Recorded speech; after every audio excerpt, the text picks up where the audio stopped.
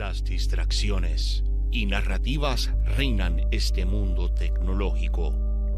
Todos tienen una opinión de lo que es la verdad y lo que es mentira. ¿Quién controla el mundo? ¿Los aliens son real? ¿Vivimos en un Matrix? Estas preguntas serán debatidas con José y Daniel G, explorando y descubriendo las verdades de nuestro mundo,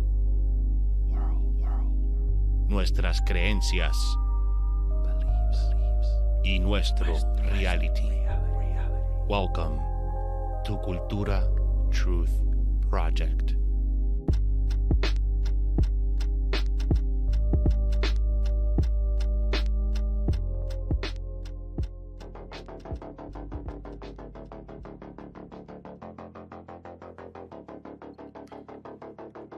Dímelo, mi gente. Welcome back. Estamos en vivo. We are live. It's Cultura Truth Project. Live. Estamos en todos los lados, bro. What's up, bro? Jose G, Daniel G. ¿El la que, bro? What's up, world? We're back on the interwebs. And don't mind my finger. I just jammed it. I got it taped up here. You know, that jujitsu. And already, look, man, it doesn't help. We already know that the powers that be are trying to silence us, and it's hilarious to watch this live happen live. And you know what? It's gonna be a good day regardless. So, well, we appreciate you guys. Smash that like button. Share the live show wherever you're watching from. Wherever you're watching from. Also, put it in the comment section. Let us know what part of the world you're watching from. De donde nos están viendo. And yeah, your comments are going to be live on screen. So make sure you put your questions and your comments, and we'll make sure we share your stuff on screen. But we're going to jump into a lot of stuff today, bro. We're going to talk about those crazy closing ceremony at the Olympics, you know, the little demonic imagery there, and then all that stuff that's going on with Mr. Beast, plus, you know, yeah, all that stuff that's going on with Mr. Beast. And then all that stuff that happened yesterday con lo de la entrevista con Donald Trump y Elon Musk, that supposedly it got hacked, and, you know, I don't know, man. A lot of stuff ain't adding up, bro. But I don't know. How you been, bro? What's going on? bro, well, you know, we're knee deep in wedding preparations. You know, we're getting all that stuff. Jose is gonna be standing by me, as everybody knows. He should, as we always do. We stand side by side in everything we do. But you know, life has been good, man. Watching life happen slowly, and looks like this mic is gonna be the death of me today. But other than that, man, dude, the closing ceremonies were crazy. Actually, something I would like to cover later, it's the whole Ruslan KD and the weird algorithm and how the YouTube space has been kind of. Yeah, we'll jump into that, bro. We'll jump into that. But that whole thing, like, I was watching his live before we went live, oddly enough, love him. They found a way to get around that. So there's hope for us YouTube creators, even the small channels. You know what I'm saying? There is hope for us yet, guys. Yeah, fair use is on our side. Chiquito pero juguetón, bro. Chiquito pero juguetón. Pero nada, bro. Guys, if you guys are just tuning in right now, make sure you hit that like button. Follow us on all of our social media at Cultura Truth Project on YouTube and on Rumble. Make sure you also follow us on our socials at Gonzalez Media TV on Facebook and on Instagram. Subscribe to the podcast on all major platforms: Spotify, Apple Podcasts, iHeartRadio, Google Podcasts. Leave us a 5-star review. And you guys can support the show if you want to hear more of our voices. Guys, go to the Supporters Club on Spreaker, $3 a month. We'll have the link in the description so you guys can listen to exclusive audio you only get there on the Supporters Club, only on Spreaker. Okay, you can't get it on YouTube. You can't get it on Rumble. You can't get it on Patreon, only on Spreaker. $3 a month. We got the link in the description. Man, so, okay. So the last time we had a show, I think we were talking about the Olympics, right? We talked about the opening ceremony. I think for the past 3 weeks, which was, I guess calendar wise was exactly 2 weeks ago. Everything regarding the Olympics has been plastered all over the news, from the ceremonies to boxing controversies and all that. You know, it's been crazy, dude. It's been crazy. It's been crazy. Yeah, man, it's been pretty wild, you know, especially what we saw, the whole imagery and mockery of everything that we saw during that you know, the opening ceremony with the Last Supper and all the symbolism behind that. A lot of the transhumanism agenda going on there. But then it's been very interesting to see the closing ceremony, and I actually had it on the day of the ceremony, and I didn't even know it was on. I just happened to see it on Peacock, and I put it on while I was cooking.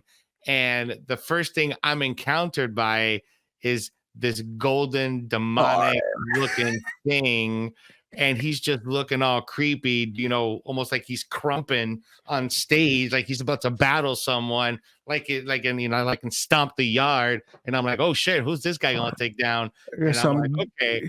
And then all of a sudden, it turns into like a sequence of the Mighty Morphin Power Rangers. We have all the putties in the back, you know, moving behind Goldar. So it was just, the entire thing was absolutely weird. If you guys saw the thumbnail, it kind of depicts what we're going to talk about today. But Danny, when we saw the first one, the opening one, you could kind of see how it was definitely not Christian. You know, I don't know. People like to always use the word satanic. It's satanic. It's demonic, right? You know, but I want to reiterate the definition of Satanism, which is the worship of self, right? That's what Satanism is. It's the worship. There's it's weird, right? Because there's that version of Satanism, and then there's like deep rooted occult satanic rituals, right? Which is like weird Baphomet stuff and weird, you know, like all the weird checkerboard Masonic symbolism that we've covered extensively on the channel. But it's been one of those things where it's like, is this just pagan stuff? Which is also technically. And that's where I wanted to go and take our conversation today, because when I started seeing the headlines for all the closing ceremony stuff, the first thing was like, oh, that is clearly satanic imagery, or it's clearly satanic, you know, ceremony, or whatever you want to call it. And I'm like, well, is it satanic? And I'm like, it feels more pagan to me. So I started doing some research. You know me, bro. Oh, yeah. No, I'm with you. Same here. Going into the rabbit hole, bro. So I got some stuff I want to show you, bro. So first I wanted to show just some clips of the opening ceremony. Fair use. We got fair use on here. We're not going to play anything. We're just going to kind of scroll over some of the clips here from the opening ceremony. So shout out to the Olympics. That's the closing ceremony, sir. Yeah, this is the closing ceremony. So it opens up with what, if you look from this angle, it kind of looks like the map of the entire world, right? Yeah. It kind of looks like the map of the entire world. There goes Goldar. This character that who just kind of swung from the top of the thing and just landed on there. So some people are making this comparison that this character is a representation of Lucifer falling from the sky onto Earth. I'm like, some people are, and I'm like, okay, you know, stretching, but you know, I'm all about stretching, bro. It's all fine, right? So anyway, so we fast forward. This guy's doing this dance. He's doing this. I just gotta say, pause this. The French have been known to do some weird shit in the past. Okay? Oh yeah, for sure. So this is kind of on brand for Paris and for France in general, right? Like the only other country that's a little more weird or a lot weirder than France is probably Russia. If you see any like old turn of the century Russian art, just watch any of their like combat sports related stuff. They get weird, bro. They get weird. But the French aren't too far off, and this is kind of on brand for them. For sure, bro. You know, so. But you know, also something else. Remember what we talked about in the last episode, where I felt like a lot of the symbolism that they were showing on the Olympics was more monetarily related, with the finance system kind of switching to digital and all that stuff because of how the opening ceremony was held on the river, right? But I wanted to show you something really interesting here. Look at right over here. There's kind of like a bridge between what looks to be North America and Africa, right? Interestingly enough, another part of the stuff that we do here at GMTV, I do a lot of finance. We do a podcast in finance in Spanish called Hablando Crypto. Go and check that out if you guys haven't checked it out. But a lot of the stuff that I've been researching on digital finance and stuff like that, bro, Africa is the #1 continent in the world that consumes digital currency and uses that type of platform. And what's interesting enough that here on the scenery, what looks to be like a map of the world, there seems to be a bridge between the US and Africa and what looks to be Australia. So could that be the bridge currency? Well, it's also, it makes sense, right, when you start putting those things together, because look what's happening in Central and South America with a lot of the smaller, emerging countries, for example, El Salvador going crypto as their base of currency. That's what's helped turn around countries like El Salvador, turning around from like the murder capital of the world to now a blossoming republic that, is now becoming a destination because of the leadership and the switching over of currency and the locking up of criminals. So, it's something to be said, but it's also like one of those things where it's like, if you're a hardcore traditionalist here in this country, you fear change. And that's what it is. They're fearing the change. And right now, outside of the occult symbolism, there goes the weird pale horse rider again. Yep, there he is. There's a horse rider, and then you also have the assassin that was the torch bearer. There he is, and they're presenting they call this guy the Golden Voyager. We're going to call him Goldar over here. They're presenting him the flag of Greece, because Greece is the birthplace of the Olympics in Athens specifically, right? So this all to me doesn't really scream Satanism. It really more screams pagan, a pagan ceremony, a pagan ritual. But here's what's interesting about this, even when we go a little bit further. Go ahead. I'll let you speak. No, I mean, the Olympics are pagan for what they are. I mean, they started in Greece, sure. a polytheism, whatever the word is, a pagan country that believes in multiple gods, and what those multiple gods necessarily mean to people is, whatever they mean. But Christianity didn't hit Greece till sometime, after what? Now, this is the most interesting part of the ceremony right here. Is the unveiling of the Nike statue. But why is Nike headless here? I thought Nike wasn't headless. So the original statue, and I started going about the same thing, and I'm like, okay, first, I was today years old that I found out that Nike meant, it was referred to a Greek goddess. Yeah, not only a Greek goddess. I never knew about this, right? Not only a Greek goddess, a Roman goddess too. A Roman goddess, yes. And we're gonna dive into this because, bro, when I say goddess with a lowercase g, by the way, I say goddess with a lowercase g. It definitely with a lowercase g. But right over here, this image right here, you see the Golden Voyager either worshiping or acknowledging Nike, the goddess of victory is how they like to call it. So I started looking into Nike, bro. I started looking into Nike and to kind of figure out my favorite shoe brand, which is kind of besides the shoe brand, right? But she's the goddess of victory in Greek mythology, ancient religion. She's the goddess who personifies victory in any field, including art, music, and athletics. And she's portrayed in Greek art as a winged victory in the motion of flight. However, she can also appear without wings, wingless victory, when she is being portrayed as an attribute of another deity, Athena. So, every time we start uncovering these things about goddesses and gods with a lower G, we always start seeing like the connections because we see all these different cultures that have different names for these goddess and goddesses. And they're all the same person. They're just named differently. So we're already seeing one connection. We see the connection to Athena. So I start looking into Athena, right? So Athena, given the epithet Pallas, an ancient Greek goddess associated with wisdom, warfare. So there it is again. We got 2 war connections. Handicraft, Greek historian mentioned, and Athena has ancient Libyan origins in North Africa, who was later synchronized with the Roman goddess Minerva, who was predominantly in the empire of Libya, and that whole time. Was it Nimrod, and was it Semiramis? Babylon, right? Yeah, it all goes back, man.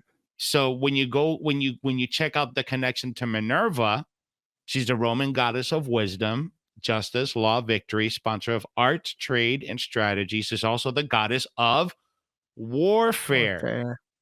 Okay, so there's clearly a connection of praising the goddess of warfare here in the Olympics.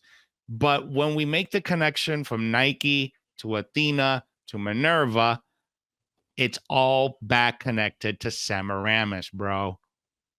Because Semiramis is kind of like the archetype, right?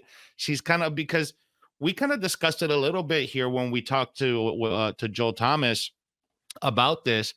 When Semiramis, the wife of Nimrod, apparently she became impregnated with the spirit of Nimrod and declared herself a goddess. And this is where we get like the goddess worship, either Mother Gaia, the Earth or Mother Earth worship, or Ishtar. Like, these all go back to Semiramis. So the entire Olympic ceremony at the end there, bro, was just pure Semiramis, or whore, Babylon, Greek goddess worship. It was pagan worship. It wasn't satanic worship. Well, I believe it was pure pagan, divine feminine worship, if that's what you want to call that. I don't dare want to say that, but that's what it kind of looked like to me, bro. I don't know. I presented it to you. You're the skeptic here. What do you think? Here's the thing. It's definitely some sort of pagan ritual, a pagan ceremony, as some might say, right? Through the Christian eyes, man, it means nothing to me. Like, it means nothing to me. I think the opening ceremony was way, as far as like blasphemous, was way more blasphemous in nature. Do I think like this one was like, hey, we're passing the torch on to the US. This is the next, LA 2028. It's the next thing. Yeah. It's weird. It's weird because I think the actions of the IOC this Olympic cycle is way, way, way, way, way, and I say way times 1,000 here, way more devious than the actual ceremonies themselves. I think that the ceremonies are detestable. I think the Christians that are coming out speaking up against this, I just want to, remind you that it's not, your revenge is not yours, but it's his. So be careful what you say, but the controversy with some of the things that happened during the Olympics, the silencing of Christian athletes, the promotion of, whether, I don't know the truth at this point. I know that at one point, as far as the boxing controversy with Amina Khalifa, whatever her name is, I don't know her name. That controversy, I'm not sure what's real, what's not. I don't want to misspeak out of this, but I do want to say that it's kind of weird that there was nothing but trans and drag and all this in the opening ceremony, and then there was a whole other thing with the boxing thing, and then it just happens to affect women. I think on top of the female worship, there's an attack on biological women, whether it be that whole subliminally. The whole thing with the boxing situation, though, that girl, I forget what country she's from, Algeria. But yeah, it turns out that she has like a genetic issue, dude. Like, but the messaging behind it, though, a woman, but because of how her hormones is, because she's an athlete, and the way how her genetic composure is, when they checked her genetics, like her genetics flag her as a male, but she's biologically a female. But so again, I mean, like, what do you do in a situation like that? I don't have the answers, but like I'm talking about from a PR standpoint, right? Like it's like all this stuff came up. The conservatives took a huge L on this PR wise, but on top of that, what I think it's just like the attack on the female itself, right? Yes, they're worshiping the goddess of whatever athletics and warfare, blah blah blah blah, but like, dude, it's kind of double-minded on the side of these IOCs, you know, whatever. It's like one thing is like you're saying, hey, we're blurring gender lines in the beginning because it's Europe and we're progressive and we're left of center, blah blah blah, and then all of a sudden this happens and now you're worshiping a goddess. Like there's a lot of double-mindedness going, and it's really confusing, especially trying to make sense of everything, you know. It's a lot. It's a lot. Like this Olympic cycle has been a lot to deal with, politically, spiritually. You ain't lying, bro. It's been a lot. So one person that's been like the constant picture of the Olympics has been Snoop Dogg, bro. Like Snoop Dogg's been everywhere every single day of the Olympics. But Snoop Dogg started sporting something new these last few days in the close of the Olympics. And I don't know, bro. He started sporting this new Baphomet chain, this new goat chain. And I saw his thing denouncing that. I saw his thing denouncing that.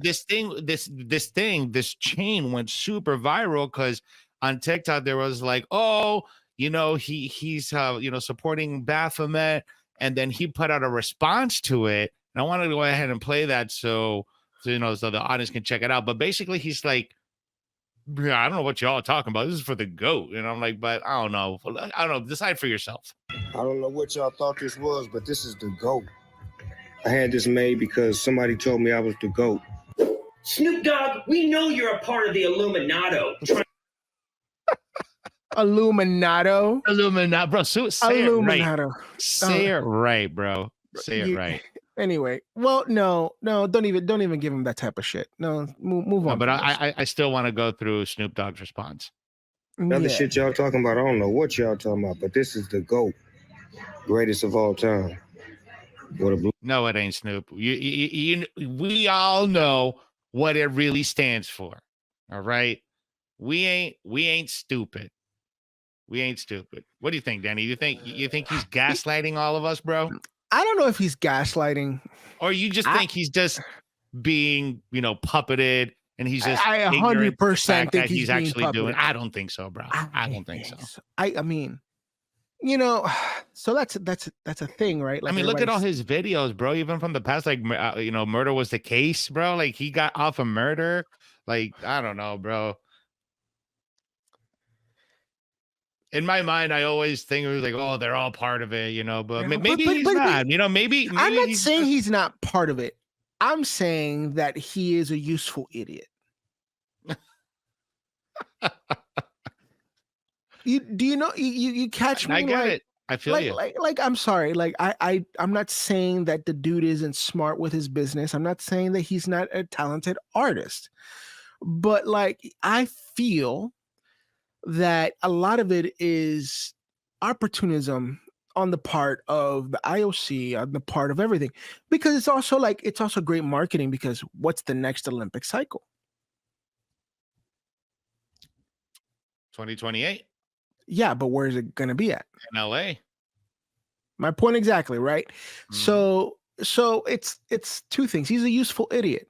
And if you're in that occult world, right, wouldn't you gift him or have him call him the GOAT, and a guy like him will take it and just be like, hey, this is what I do. I make things because I'm the GOAT. Well, I don't know one person who's ever called him the rap GOAT, because he's not. Is he great? Yes. Is he a legend? 100%. But I've never called Snoop Dogg the GOAT of any hip hop. Is he great for what he is? Is he a pioneer for what he is? He's definitely like on the Mount Rushmore, but like GOAT. He's not even on the Mount Rushmore. I'm sorry. I don't know, bro. I mean, he's pretty influential to the game, like to the music itself. Yes. I mean, but there would be no Snoop Dogg without. I mean, hold on. I want to make sure I make this statement right because Dre brought Snoop. So if there wasn't, there would be no Snoop if there were no Dre. There you go. That's what I wanted to say. Without NWA, there is no Snoop. Without NWA. But yeah, but hold on. Snoop wasn't in the NWA. No. But without NWA, there would be no Dr. Dre. Oh my God. They are really trying to go after you, bro. I'm trying to tell you, dude. Like, I don't know what else to do here. And I'm not even buy that firewall or something with that mic, bro. I don't know. Anyway, three-letter agencies ain't playing. So without NWA, there's no Dr. Dre, no Ice Cube, no Eazy-E, right? Without Dr. Dre, there is no Eminem, no Snoop Dogg, no straight 50, up, no 50, right? And if we're really gonna be honest, there is no Death Row Records without Dr. Dre, for sure, right? So if anything, the puppeteer. I mean, Dr. Dre's definitely the Illuminati one here. They're definitely the head of that Illuminati group. 100%. And Snoop Dogg's got to be like right up there too. But Snoop Dogg's like, yo, I'm just here for the weed. You know what I'm saying? Like, he's just here for the weed and the vibes. He's not necessarily there. I thought he stopped smoking, or was that that's also a lie, homie? That's also a lie. The dude sparks up like every day. Okay. Yeah. So yeah, bro. Came out on like April Fools that he stopped smoking. So yeah, man, the Olympics are in their wraps. It's done. They were wild. It was crazy. Let's see what happens in 2028. Let's see if the world still exists. So no, breakdancing is out for 2028. Bro, right? That was the best part of the Olympics. No, it was also the worst part of the Olympics. Why would you say that? Well, the women, I mean, I'm not trying to like Australia, bro. I'm not trying to like cause problems with the opposite sex, but come on, y'all. Like, no. It wasn't the women. It was one woman. It was one woman. It was one woman. Not one. It was one woman. Oh my God, that was terrible. Pull up the stills for that. How did she even make the Olympics, bro? Like, is there like a qualifying? There's a controversy, bro. There's a controversy. Hold on. I don't know what's going on with this. It doesn't even freaking like me. Anyway, there's a controversy, bro. The controversy is real. Okay. So basically, that lady, they call her what? Run Gun or whatever her name is, and Gun or whatever her freaking B-boy name is, right? So this lady from Australia basically created the Olympic organization for breakdancing in Australia and basically put herself as the top contestant. Oh my God. And I saw the video and I wanted to send it to you. Dude, it's a whole conspiracy. It was like a situation. It was like, oh, everybody vote for me. And she was the only vote in the box. So basically, it was like her and her husband for breakdancing. So she put her husband as the head, and her husband said, well, I'm going to put my wife. Bro, get the fuck out of here, dude. Bro, I'll tell you this. Is she the worst I've ever seen? No. But is she the worst I've ever seen that should have been in the Olympics? 100%. You know, like we all know that white guy at a wedding that tries to, So her name is Rachel Reagan. She's from Australia. She was the representative for the breakdancing team in Australia. Bro, this is bad, bro. Like, dude, I'm sorry. And horrible. I'm a former breaker, bro. So like, I was so hyped to see this. And then I saw it. I didn't get to see this live. I saw the men's competition live. But when, like, how is this even allowed? Like, bro, like, isn't there like professional judges that were like, the bitch, you whack? Like, get the fuck out of here. Like, no, this is not Olympic status level shit right here. But bro, like,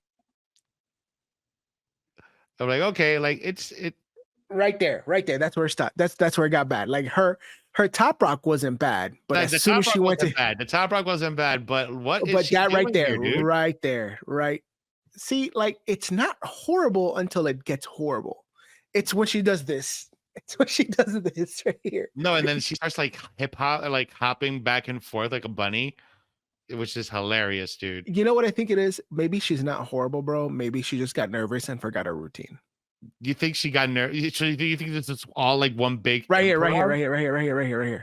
Ready? And hop like a bunny. Is she hopping like a bunny yet? What is she doing, dude? Like, oh my god, they're like slow motion. Oh my god, bro, this is bad. Dude, it's like honestly, like it went from like really like an okay. What is she doing, dude? Is she just crawling or bro? Right, dude. What is this? What is this, bro? This is like watching kids class jujitsu warm-ups, bro. It's so bad. It's so bad. Like Jose, like when I teach kids class sometimes, like these kids are trying to be part of, the thing, and then they're like, hey, do a front roll. Then they just go like Hershey's. I'm like, oh my God, bro. And I'm honestly like, well, if you go back to like the top of her routine and you see the top rock, you're like, yo, she about to like bust out a windmill. And then she goes into that. It's so bad. And it's because of this lady from Australia that there is no breakdancing in 2028. That is so funny, bro. I can't even believe she was allowed to do that, dude. So bad. It was terrible, bro. All right, man. Let's move on to our next story here. Mr. Beast is in the news, bro. Mr. Beast, you guys, he's the world's biggest YouTuber. He's always giving away money, or so we think. Or so they say. Or so they say, or so they think, but he's been a subject of some controversy over these last few weeks. I have a quick article here I wanted to go over, and then I wanted to talk about some of these videos that come out, because apparently he's been running some illegal lotteries. He's been obviously Cuban or something? Huh? Does he think he's Cuban or something, running an illegal lottery? I don't know, bro, but he's been running some illegal lotteries. There's a video out stating that I don't know. I don't want to like say a lot of stuff because I don't want to get our channel flagged, but we're talking about the biggest YouTuber, in the game. But apparently he's like, the way that he's been carrying around his business hasn't been quite kosher. Let's just put it like that, right? But this is one YouTuber. Shout out to Ruslan KD, who put out a great reaction video to some old interviews that Mr. Beast had on the Impulsive podcast. And there were some things that kind of called my attention there, because when Mr. Beast started, apparently, I didn't know this, but he started as a Christian creator. He started off as a good creator. He had like scriptures on his page, on his channel. And I think one of them, he's like, I'm not afraid to say that I'm a Christian, or I love Christ, or something like that. Which is all great. I'm all for it. I'm all about anyone who acknowledges Yahusha. So that's great. But on this interview that he had with Logan Paul, Logan asked him, do you believe in God, or are you religious? And he's like, no. And then he's like, what about Jesus? It was like, oh, I don't even know if I believe in Jesus. So we have a clear turning of the back situation here. So a part of me is like, you turned your back, bro. This is what happens to you.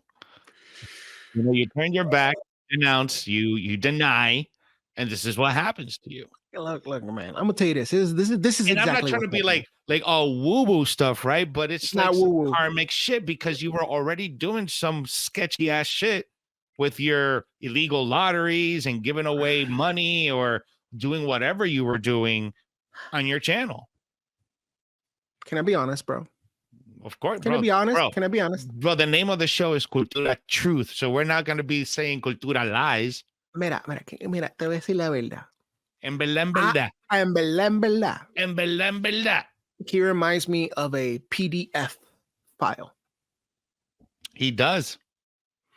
And I'm gonna say that, like the dude, the way he operates, the way he talks, and even in his videos, like he's, to me, well, as a some sexual no. Well, we're gonna get stuff to that. On there reported too. We're gonna get to that, but I'm talking about just as a consumer of a lot of online content, right? Like I come across his videos and some of his stuff on YouTube, and for years I've kind of seen him just all over the place, and he's not for me at all.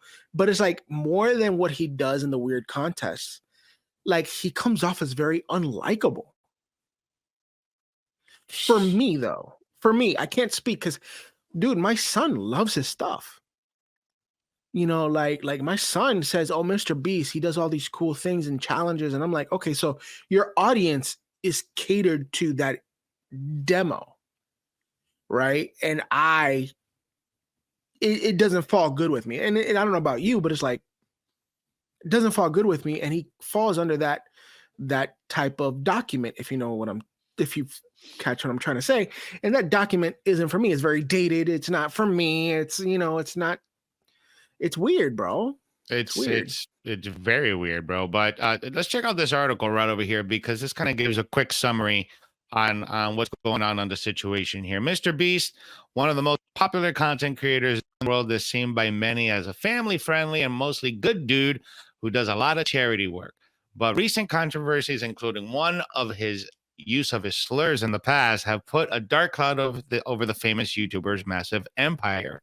Jimmy Donaldson, also better known as Mr. Beast, has become one of the famous online personalities thanks in large part to his massively popular videos, which often feature large sums of money being given away for charity or as a prize in large competitions. The YouTuber is also known for being politically neutral and family friendly, often avoiding swearing and violence in his content. Okay.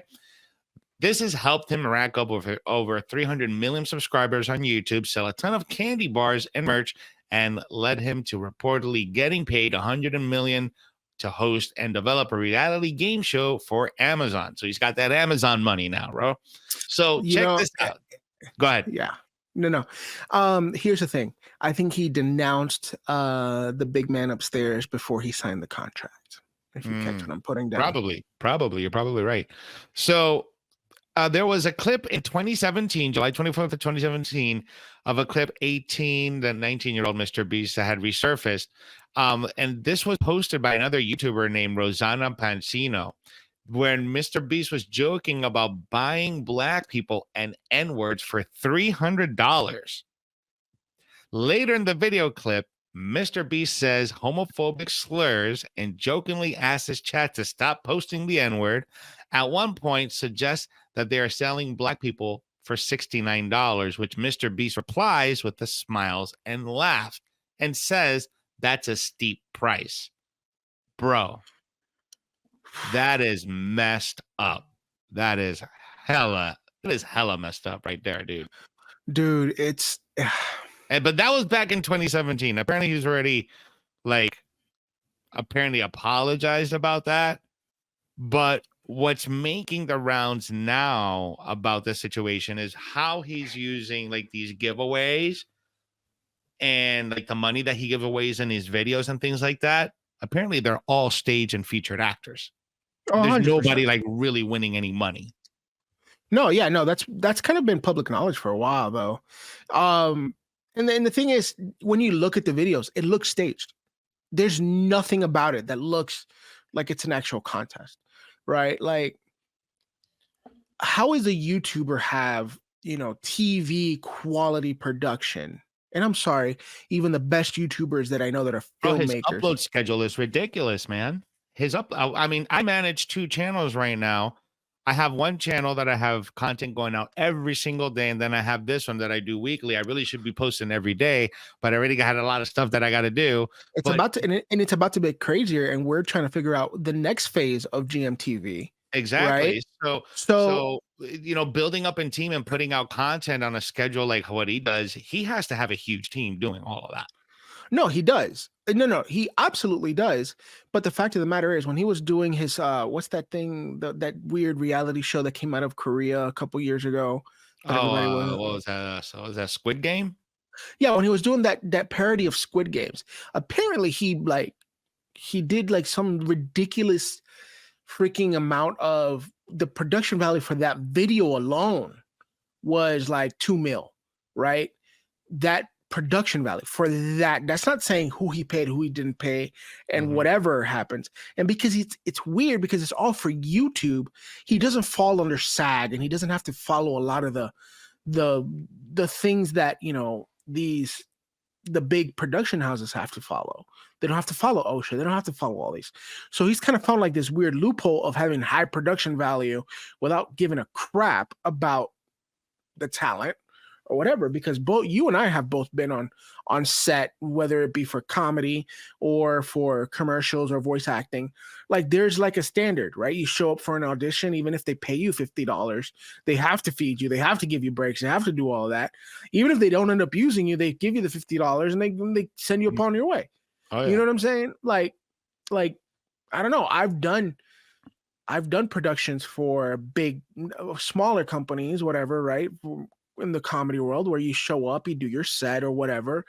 And, you know, as soon as you get off stage, whether they use your material or not, they pay you and they go, see you later. Mm-hmm. And you're telling me that the allegations that this guy's not paying, let alone the work environment, because some of the work environment claims that some of these people are coming out with are ridiculous. And the thing is that he's, from what I understand, and I haven't looked at his Google Analytics or his YouTube Analytics, but he's making anywhere from $1 mil to $2 mil per video. Yeah. Per video. Yeah. So when he's giving away $10,000, $100,000 in a video, he's like making 6, 7, 8 times what he's spending on the video. So let me ask you this, Jose. Let's get a little occulty with this. Have you noticed there's like 3 major personalities that hit the Rogan channel, and then a couple months to a couple years later, they all fall? Interesting. You've noticed this to me. Please enlighten me. So let's think about this. Let's go back to when Rogan first went on to Spotify. Who was his very first big guest? I don't know. I wasn't as much of a hardcore follower of Joe Rogan. It was Ye. It was Ye. It was Ye. Okay, interesting. That was his first guest? That was his first big guest when he signed the Spotify deal. And mind you, Rogan already had the biggest podcasting platform in all of the internet to that point. And then he signed the Spotify deal. And then when they finally went all exclusively on Spotify, the thing that kind of sealed the deal for them was like, oh, you got Ye to do a podcast, right? Like that was the thing. And then we know how that kind of happened after. I'm not saying Rogan had anything to do with this. I'm not saying Rogan is the devil or anything. That's not what I'm saying, right? That is not what I'm insinuating at all. But maybe it's kind of the system's way of punishing people who go on Rogan, right? Right. So it's like this. So Ye, in my opinion, he went on Rogan, then the custody battle with Kim, then a year and a half later or so. Oh my God. Okay. 1 second. Then a year and a half later or so, the whole thing with Balenciaga and all this dropping him, and he's losing all those deals. So I don't know, but there's something around Rogan and the fact that big personalities, now Mr. Beast, then freaking Elon Musk and all his controversies with X, and him being on Rogan. Mr. Beast on Joe Rogan? Yes, he was. Yes, he was. Yes, he was. When Mr. Beast went on Rogan, it was a big deal because it was like the first non-celebrity YouTuber to make it on Rogan. And that's what was the big deal with him. And it's a little sketchy, and I don't know what to do with that, but it's something. And I'll tell you this, it's something that I'm a little about, you know what I'm saying? So you think you think something funky going on with Joe? 100%. 100%.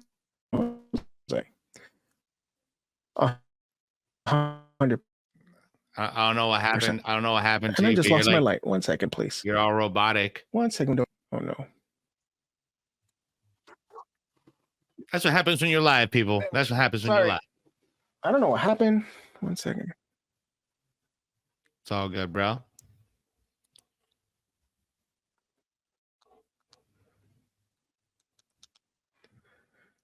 How's that? Hey, I'm back. Is that better? Is that better? But you know what's interesting too, Danny, that you say that. Still robotic? No, you're good. You're good.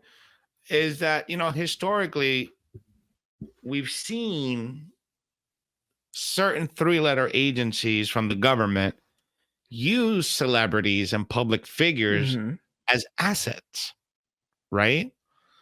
So who's not to say, and I'm not saying that he is, but I'm just saying in a hypothetical for sure. speaking, who's not to say that he is an asset? There's been documented cases with actors being assets or public figures being assets. So what if he's there to like do a psyop or something like that? You know, what I don't if know. that's what he's there to be? I don't know. You know, People have for accused example, like people. when he brought on Terrence Howard. Why did he bring on Terrence Howard? He brought him on Out of all twice. people. He brought him on twice, dude. Twice. He brought him on twice. Why did he do that? There has to be a reason. I don't know. I mean, he's been accused of being an asset before. I mean, I know that's like inside the conspiracy circles that he's the asset that's not an asset, basically. Like again, I go back to my Snoop Dogg thing. He's the useful idiot, right? He's just enough.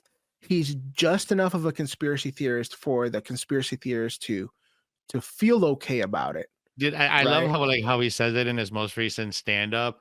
He's like, before COVID, he's like, yeah, I didn't believe, I believe the science. I trust the science. I chose fact age. After COVID, I don't even know if the moon landing's real, bro. No, I mean, and here's the thing. I mean, yeah. I mean, but here's the thing, right? Like I've been listening to Rogan since like 2016. So I'm like hardcore. I'm a fan of Rogan. Like I appreciate what he's done. I will say I would go as far as to say like he's the reason I am a podcaster today. Like I'm like, this comedian is doing it. I can do this, right? But I'll tell you this, seeing him evolve over the years, and I don't know if it's because of censorship and what happened with YouTube all those years ago during the first apocalypse, and I don't know. But I will say this. There's been since COVID, anybody who's been like a major cultural influencer, and I say that with, Kanye, say that with Elon Musk, I say that with Bernie Sanders, I say that now Mr. Beast, they go on Rogan and like things just don't pan out for them the way they were the trajectory was to go on. And I say that because and it's like, again, it's all anecdotal and it's all anecdotal. It's all just like things I've noticed, but they go on Rogan, major controversy. Bernie Sanders goes on Rogan, all of a sudden gets the biggest platform in the world, starts winning the election, and look what happens to him soon thereafter. They steal the election from that guy.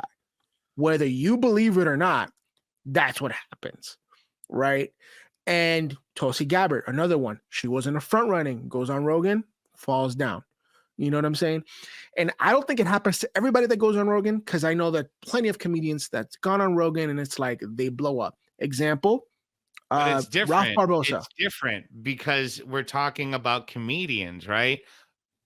When we're talking about public figures, entertainers, celebrities, not necessarily comedians, people, like you said, cultural influencers, not just social media influencers, cultural influencers, people like Kanye, people like Mr. Bernie Beast. Sanders, people like Tulsi Gabbard, people like Donald Trump, things like that.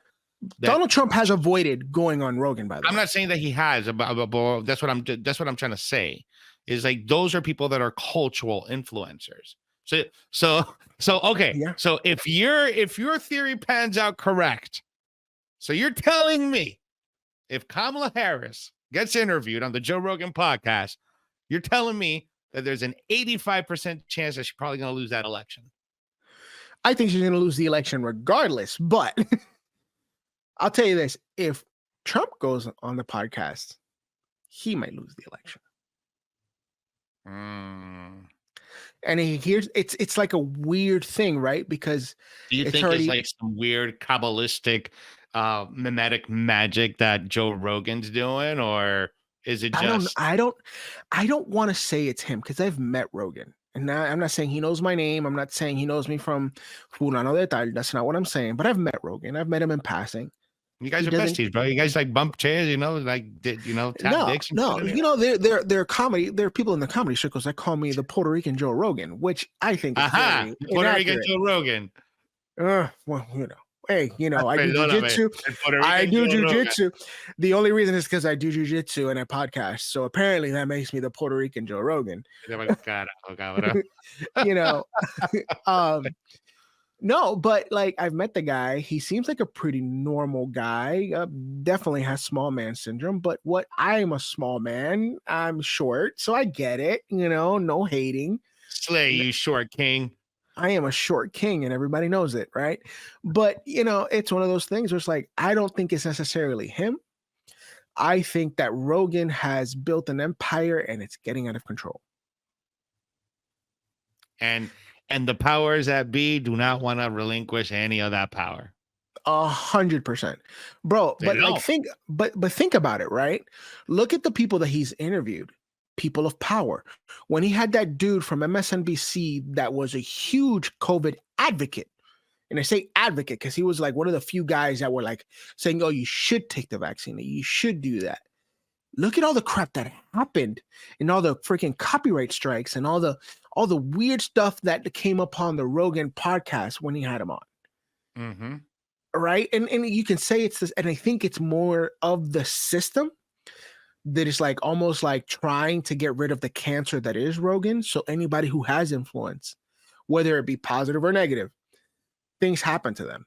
And I use Kanye and Mr. Beast as a great example, and a handful of other guys. Look at JFK Jr. or Robert Kennedy Jr., RFK Jr., right? Like he was the next beloved star of the Democratic Party. Rogan had him on. The dude spoke real things and didn't speak too much nonsense, and all of a sudden canceled. It's happening to Mr. Beast now. And I think there's the only connection that I have is Rogan, and there's something there. And maybe Donut can make the connection, but I'm telling you, that's my connection. That's very intriguing, because when I'm looking at it, I mean, like when you point those things out, remember, I look at also at other things that aren't just related to this. I also look at a lot of the finance and money stuff. And when I'm looking at things at a macro level, when shit is about to like hit the fan, the powers that be that want to keep their power, they're going to swing haymakers, bro. They're going to do whatever they can to keep that power. Even if that includes bringing everyone down with them, So what's not to say that whoever the powers that be are doing that shit to Rogan, and now that he already, let's say he passed the test, he already passed all that big time. Now he's a part of that group, and now he decides, okay, well, who are we? Whose life are we gonna ruin today? Oh, this guy. Let's have him on the show. I mean, I don't know. That's wild, right? No, but here's the thing. Here's the thing: the fact that the Rogan podcast exists is a big middle finger to the establishment, the old order of everything, to old broadcast world, right? Like the fact that, companies like the Daily Wire exist is a big middle finger to the old broadcast world.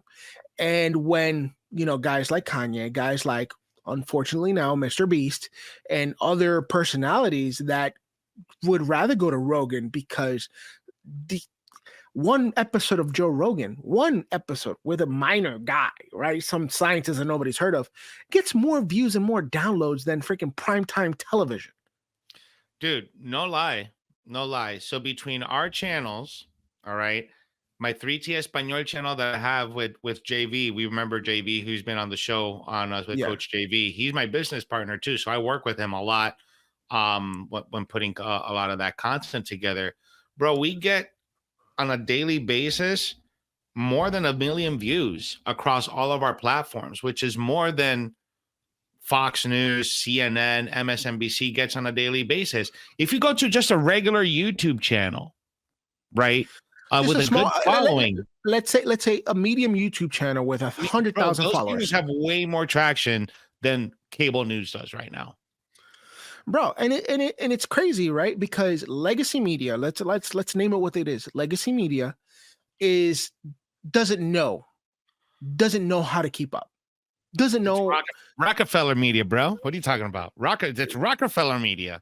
No, we're called Jose. I don't want to name the power, so I'm just calling it legacy. Okay, I'm trying to keep us here. I'm trying to keep us alive here, man. I'm calling it what it is. Legacy media is the reason that we have what we have right now.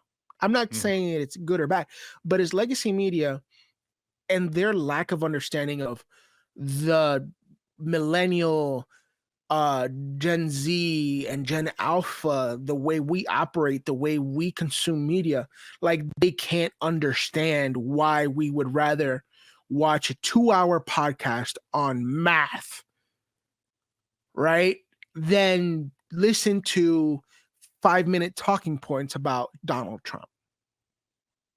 They don't understand. They don't understand, right? And they wonder why Joe Rogan, who would rather talk about comedy for 3 hours at a time, 4 hours at a time, or talk about COVID and host a debate for 6 hours, why is his content getting millions of downloads and AdSense and blah, blah, blah, whatever you call it? They can't understand how that is working. And their curated, Madison Avenue 5-minute talking points, 30 seconds here, 30 seconds there, commercial break, go. They don't understand why that is failing. And Rogan and podcasts like this and Ruslan KD and all the different types of creators and all the different genres, why that works and theirs doesn't. They lost it. They're the definition of the old order versus the new order. The changing and they hate it. Order. And they hate it. And they hate it. That's what I just said, bro. And when they see things like that, because they hate it, when they start feeling that they're losing that control, that's when they start fucking swinging haymakers, bro. I mean, because darkness always comes out to light. All the shady shit that these people do will always come out to light. That's why we're seeing this shift on how media is consumed. I mean, a greatest example of how bad things are, right? Our Ruslan and his controversy. Shout out to Ruslan. Yeah, Ruslan, dude. If you want to come on the show, I'd love to talk to you about that. We'd love to have you, bro. We'd love to have you. But like, dude, the way the AdSense work and the reporting system, like I think Ruslan and his the way he handled his whole copyright strike, bro, like honestly, shout out to him, shout out to his leadership, shout out to the way that dude handled it, bro, like a consummate professional. Was he creative about it and made content about it? 100%. But the dude handled his copyright strikes like, no, this doesn't sound like Rogan would put this out.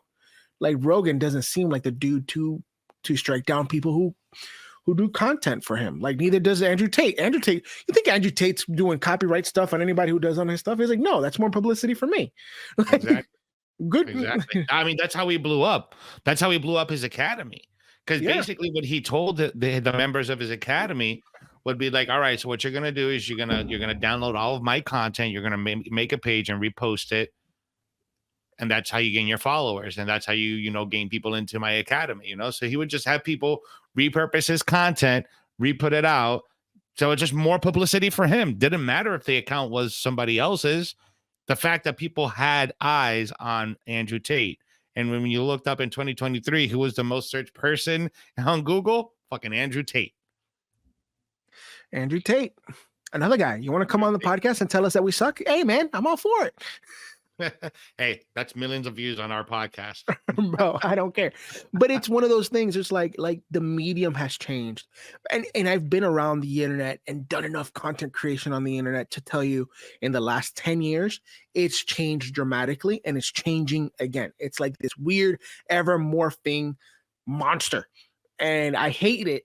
And I also love it because it continues to change. It keeps me on my toes. It's one of those things where I remember when being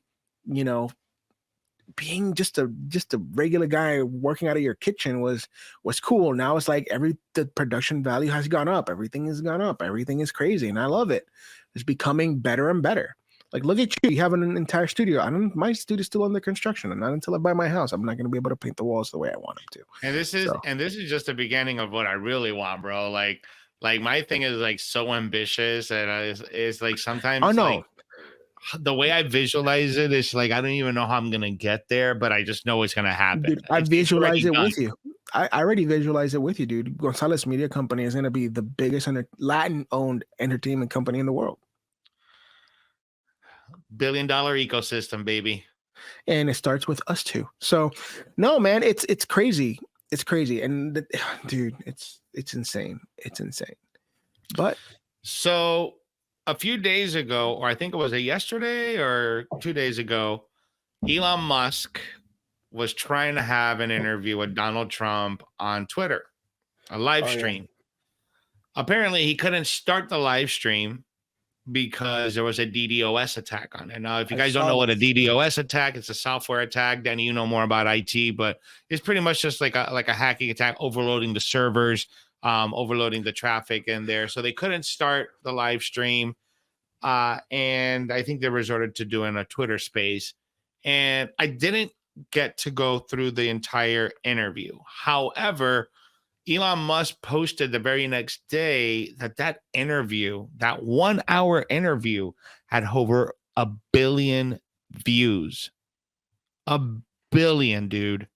1 billion on a platform that he bought last year because, you know, what Twitter was doing a few years ago before X. he took It's now called over. X. Give it its respect, man. It's fine, X. Fine.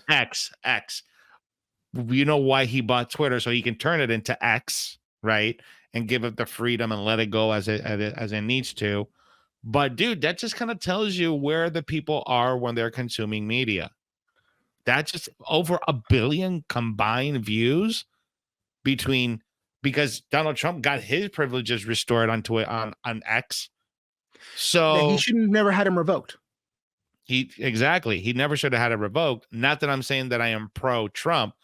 I'm just saying, if you're gonna have a free there's a couple platform, of there's a couple of personalities, whether you agree with them or not, they should never have had their platforming taken away.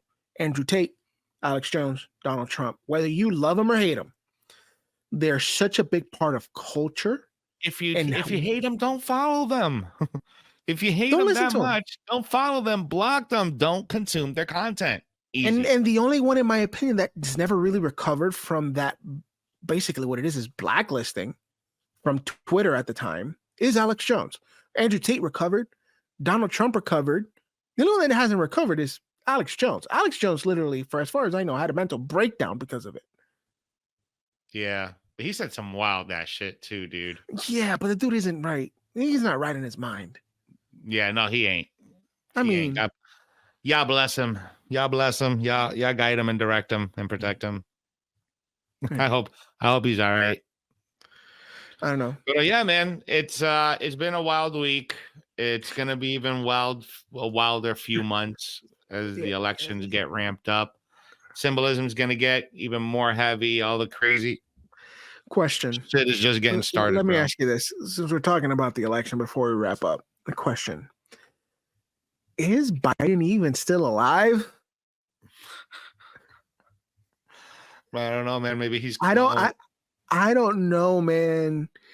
I don't know if this mimetic magic is real or not. Donut mentioned that there might be some type of a collapse happening as we get later into August. So I don't know. Maybe a switcheroo. I don't know, man. I really don't know what's going on with him. Have they officially nominated Kamala? Do you know? Dude, I really don't follow politics like that, but I think we should follow. It's a very important year. It's historic at the very least. They really, I think they already kind of like casted all their votes, but I haven't had the convention yet. So I think they'll make it official. So she's not officially been. She hasn't been officially nominated. Correct. So question. We need to get Rania back on the show so we can do like an election coverage podcast. Radia is we need somebody to oppose Radia, because Radia is very, very left. We need to find a very centrist or conservative voice to oppose her to have this election covered. So we're gonna host a Cultura Truth Project debate. So we're gonna be the moderators. No, I don't want to be a moderator, but I definitely don't want to be a debater. Fuck that, dude. I do not. I don't want to. I will say this publicly. I love you, Radia, and I hope that you're watching. I do not want to debate you, regardless.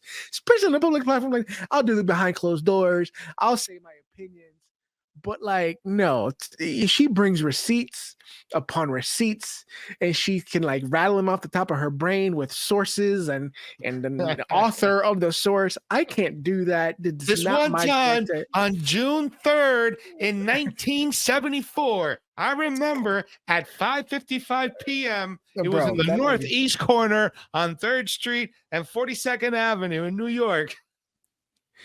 I'm just gonna be like, and I'm can't remember what happened. Hold on, do I need to be taking notes, bro? If she was gonna be a test at the end of this, if she was my poli-sci professor, I probably would have a better understanding of politics, and especially like that whole hippie movement. But honestly, dude, I will not debate her ever. I love her to death. I think she's a phenomenal person, but when it comes to that subject and everything that she does, especially with her like cult background, and all the like legal work that she did to preserve a cult. Conversation between Radia and Dad. Oh no! I'm running away, Jose. Fish flying left and right. I'm like, whoa, what the hell happened? And the thing is, Papi is a very smart man, but it's like here's what I put. It's like Dad he's like a jack of all trades. He knows enough about everything to debate anyone. But Radia is like, she dedicated her life in the legal system. I mean, didn't she like write a book pointing out the narcissism points out of Donald Trump? Yes, that's what I'm saying. The narcissistic qualities of that fucking cult leader. I mean, yeah. It's levels to this game. Levels to this game. It's levels to this game. And I'm just like, yes, there's levels to this game, bro. And she's cooking in the kitchen. It's like me and you we're like the introductory version of, conspiracy theories. And then you really want to get into it, follow Donut.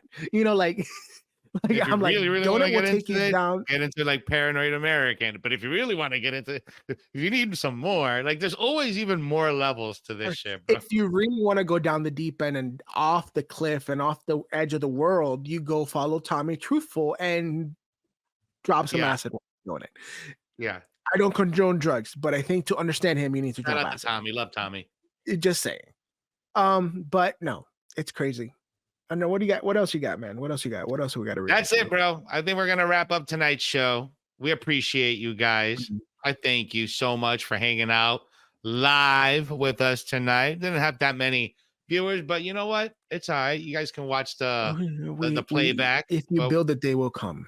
If we build it, they will come. Exactly. Pero nada, mi gente, as always.